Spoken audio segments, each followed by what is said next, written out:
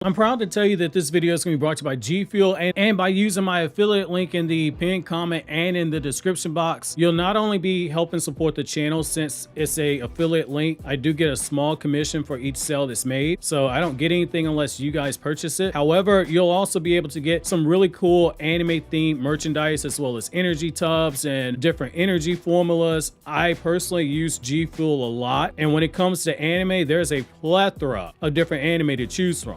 Dragon Ball Z, Naruto, My Hero Academia, Mobile Suit Gundam, Attack on Titan, and so many other series are available on the website in the form of energy formulas packed with all the vitamins that you need and just enough caffeine to get you going for your day. Right now, Gfuel is running a 25th anniversary campaign for Neopets. Step into the magical world of Neopets and celebrate 25 years of adventure, friendship, and fun with Neopets' 25th anniversary Gfuel Golden Berry Energy Tub. You are not going to be disappointed in the flavor with this one. Absolutely worth every penny for it. I mean, come on, it's called the Great Golden Slushy. Scoutmaster Jigen definitely approves of this one. Which, most importantly, this cannot be understated. Unlike a lot of energy products that are out there, there is no crash and there is zero sugar. Two really huge selling points of why I personally support Gfuel. In typical anime fashion, I am going to need you guys to send me your energy by clicking the affiliate link in the description and in the pinned comment.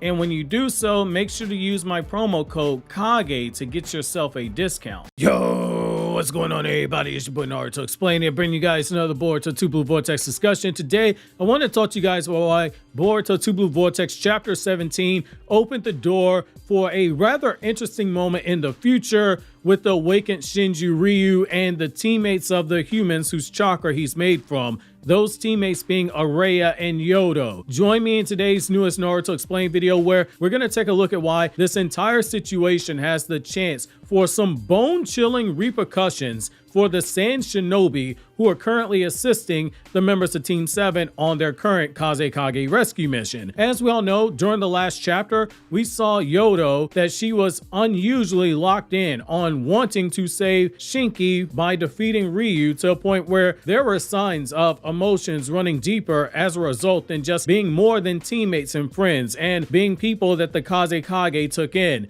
The stipulation that defeating Ryu and retrieving his Thorn Soul Bulb to Shinki's location that Araya and Yodo know the location of, which by extension will allow them to save their Kazekage, it is another moment where you realize how quickly things can escalate if their mission does go south. Yet I want to explore the impact of why Yodo might be a weak link, or rather the link that isn't all the way up for battle once the fighting starts. So Yodo's potential battle against Ryu, the awakened Shinji form from Shinki's chakra, it presents a multi-layered and emotional, and most importantly, a tactical challenge that will test the resolve as a shinobi, as a teammate, and a person, with the romantic feelings of Shinki being a severe undertone. So what we're going to do now is we're going to have a bit of a breakdown on how these dynamics could unfold and why they are so important. The emotional conflict of fighting a teammate is something that is going under the radar in terms of the importance and the impact. It's not black and white in terms of Ryu is bad and so we must do everything we can do in order to save Shinki. Here's why fighting Shinki in the form of Ryu is going to be very hard for Yodo. It's a personal connection you have to factor into the equation. Yodo, as Shinki's teammate, likely shares a deep bond that is forged from years of missions and training. The connection makes it psychologically jarring to fight someone who she has come to trust and care for, and potentially care for on an even deeper level. You also have the potential of the romantic feelings, since there are some loose hints that Yodo has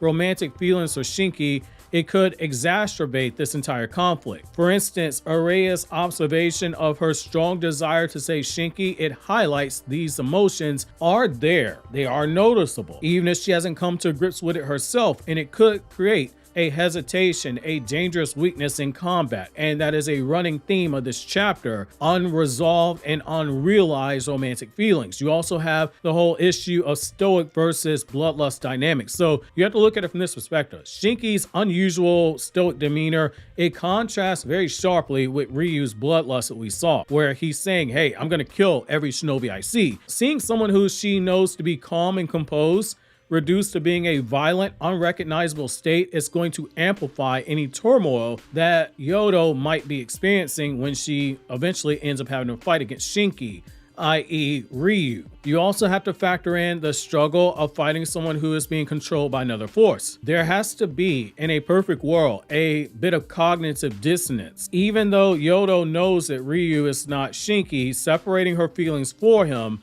from the reality of his transformation, it could be difficult. We see it with Konohamaru. He knows that Matsuri is not Moegi, and yet when you look at him, you can see there are moments where he is thinking about, hey, Moegi feels these feelings, Matsuri's acting in this way. You can see the wheels turning in his head. What do you think is going to happen when Yodo versus Ryu takes place? You also have to factor in the human emotion of guilt. Even though she herself is doing nothing wrong, it's just human nature. If Yodo harms Ryu, she's going to risk feeling guilty for hurting Shinki, who is ultimately the victim of the situation. Even though that is not Shinki's body, that is his chakra, he bears a resemblance to him. It's going to be human nature to feel some level of guilt when it comes to that, for right or for wrong. Again, you've heard me say numerous times on the channel, when it comes to the human heart is illogical. You also have tactical challenges of facing Ryu coming into play when you consider that barring some massive power increase that happened on screen for Yodo and Araya,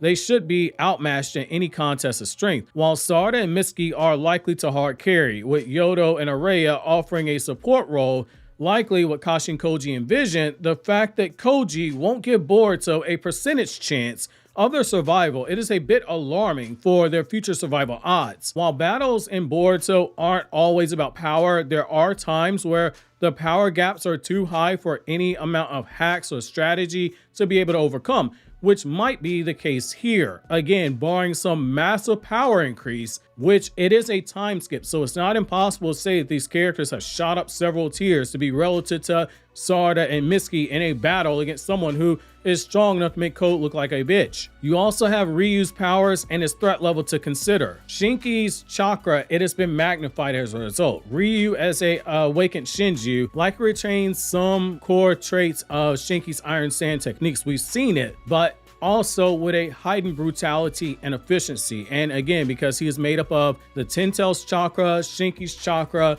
Shibai's DNA, Code's chakra, and Ishiki's essence, that boy is strong. That, when coupled with the bloodlust and Ryu's lack of hesitation to kill, it creates a stark tactical imbalance. While Yodo may hesitate due to emotional conflict, you better believe Ryu is not, which brings us to Yodo's potential limitations: hesitation and emotional distraction. So Yodo's inability to fight at full power, potential inability, let me stress that again, potential inability to fight at full power, could stem from her reluctance to harm Ryu, leading to mistakes or opening that Ryu can exploit. You also have to factor in that there could be unfamiliar techniques. So Ryu's Shinju transformation, it could introduce new and unpredictable powers, making the fight even harder, because one thing that we do know is that these awakened Shinju have different personalities. And while they can use the powers of the person whose chakra they're made from, it does make you wonder if they have other ways to apply some of the powers that they've awakened. You also have to look at the turning point in terms of Yodo's resolve when it comes to overcome doubts, in particular self-doubt. It's a significant damage as a catalyst that you have to look at. So it'll serve as a physical wake-up call, because you have Yodo's realization of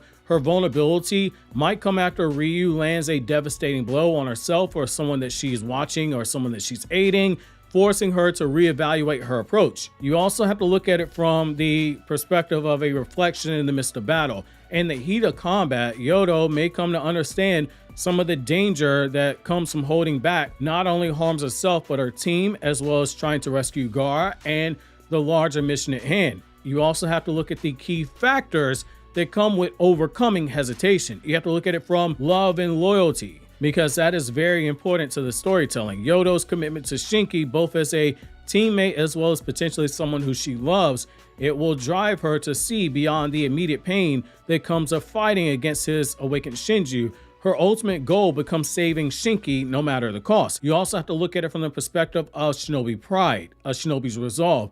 Yodo's training as a ninja underneath Gaara's leadership, it emphasizes the importance of making hard decisions for the greater good. This training will further ground her actions. she also has to look at the trust in herself, her abilities, and the trust in the team that she's formed, knowing that Araya and Sarada and Mitsuki are relying on her to give her the strength in order to push forward, because she could play a crucial role in this entire situation, which that brings us to the even greater situation that we have, the greater problem that we have, which is Yodo's role in defeating Ryu and saving Shinki, which I do think she's going to play a tipping point, because there's going to be a crucial moment where there's going to be a creative use of her powers potentially. Yodo's sound-based techniques potentially amplified by her emotional clarity. It could be a key in disrupting Ryu's attacks or incapacitating him long enough for some kind of sealing jutsu or a countermeasure to be implemented. You also have to look at the possibility that there's reaching into Shinki's spirit through Ryu's chakra. Yodo might be able to emotionally reach part of Shinki that is still present within Ryu, because Ryu does have Shinki's chakra inside of him, aiding in her struggle against the Shinju itself. You also have to look at, since Boruto is a story that's playing with the themes of love in the narrative, you have to look at how it reflects her love and commitment. Again, it does not water down her character, but you have to look at it from this perspective. Love is being used as strength. Yodo's ability to confront her emotions, endure pain, and still fight Shinki in the form of Ryu, that in itself illustrates a power of love, not as a weakness, but as a source of strength and clarity. You also have to look at it from the perspective of teamwork and sacrifice. Her willingness to risk herself, it shows a deep bond with her team and a deep devotion to Shinki, transcending romantic and professional boundaries. In conclusion, I would like to finish off with saying this. Yodo's battle against Ryu, it will be one of her most defining moments. It's going to showcase a duality of her emotional strength, her shinobi strength, while she begins to fight the paralyzed thoughts in her minds, where she is paralyzed by doubt and hesitation. Her resolve to protect Shinki and fulfill her role as a teammate will ultimately drive her to overcome these challenges. Potentially fast, potentially slower, depends on how the narrative takes it. This is not only going to solidify her as a capable and compassionate shinobi, but also highlight the profound role of love, both romantic and platonic, as a transformative force in the world of Boruto when you look at it from a lore perspective. Because again, it's a undertone for the entire chapter itself, which, to see what I mean by that, you can click here to watch the chapter review if you've not seen it just yet, because we go into more detail in the chapter review. And over here on the other side of the screen, we got the newest video from my Anime Explained channel where I discuss non-Naruto content.